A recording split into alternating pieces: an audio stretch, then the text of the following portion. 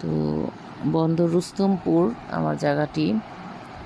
তো যাই হোক, আগেও আমি অনেকগুলো আমের চারা লাগিয়েছি, নারকেলের চারা লাগিয়েছি, অনেক ফুল গাছ লাগিয়েছি।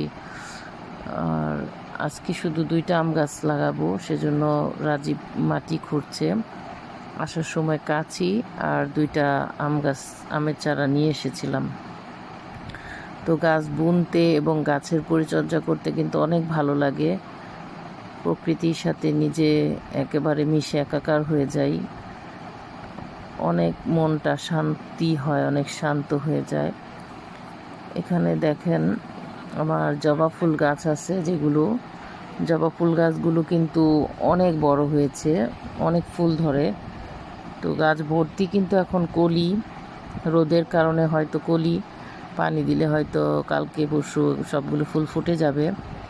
তারপরে মাইক ফুল গাছেও অনেক কলি আসছে এবং ফুল ফুটে আছে, দেখতে কিন্তু অনেক সুন্দর লাগে। বিকালে কিন্তু এখানে অনেকেই আসে ছবি তোলার জন্য, ঘোরার জন্য। অনেক সুন্দর একটা পরিবেশ। তো যাই হোক, এখন একটা গাছ বোনা হয়েছে, আরেকটা গাছ বোনার জন্য আবার আরেকটা জায়গা খুঁজে বের করে মাটি খোঁড়া হচ্ছে। এই যে এখন এখানে একটা লিচু গাছ, আমাদের লিচু গাছটা অনেকটা ছড়ায় গেছে। তো রাজীব ডালপালাগুলো কেটে দিচ্ছে যাতে লিচু গাছটা অনেক বড় হয়, লম্বা হয়, এই জন্য আর কি।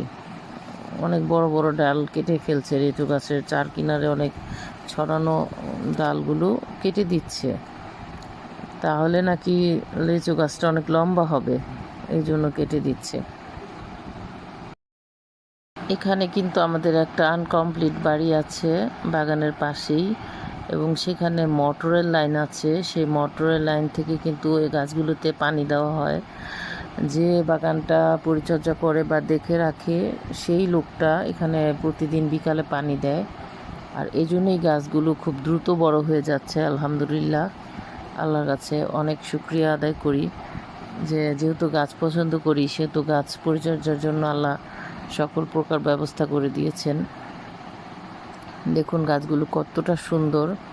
এখানে আসলে নিজেকে একবারে প্রকৃতির সাথে হারিয়ে ফেলি, মনটা অনেক ফ্রেশ হয়ে যায়, অনেক ভালো লাগে। দেখেন এখানে কাঁঠাল গাছ একটা আছে, এটা আমাদের না, আমাদের পাশের বাড়ির। সেই গাছে এত পরিমাণ কাঁঠাল ধরেছে যে দেখে আমি লোভ সামলাতে পারলাম না, চলে আসলাম এই কাঁঠালের সামনে ছবি তুলতে। এখানে কিন্তু সবার বাড়িতে বাড়িতে কাঁঠাল গাছে কাঁঠাল ধরেছে। যাই হোক, সবাই ভালো থাকবেন। আজকে এই পর্যন্তই। আল্লাহ হাফেজ।